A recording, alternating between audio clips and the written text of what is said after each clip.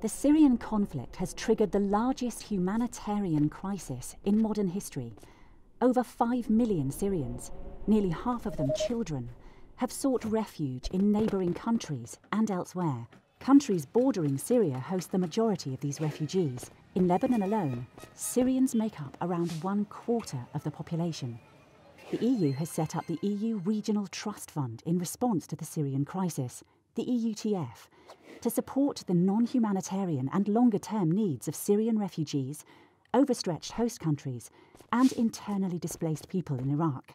The EUTF pools funds from the EU budget, as well as voluntary contributions from 22 EU member states and Turkey, into one flexible and responsive crisis instrument, where the EU joins forces to help Syrian refugees and host communities alike. The fund has mobilised around €1.5 billion, and this continues to rise. The EUTF means a more unified response, and one that can adapt as the situation continues to unfold. It helps secure immediate and longer-term healthcare by providing equipment, staff and training. The fund provides access to education for children and adults, male and female, so they can obtain the qualifications they need.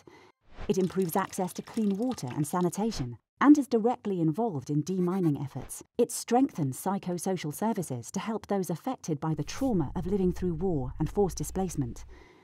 It facilitates access to the job market, such as help to establish small businesses, attend job fairs, and take part in vocational training courses, so those affected by the crisis strengthen their skills to help rebuild their lives and to support inclusive economic growth.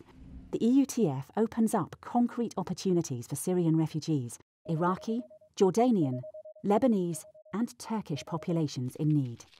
The EUTF, working together with Syrian refugees and their host communities in response to the Syrian crisis.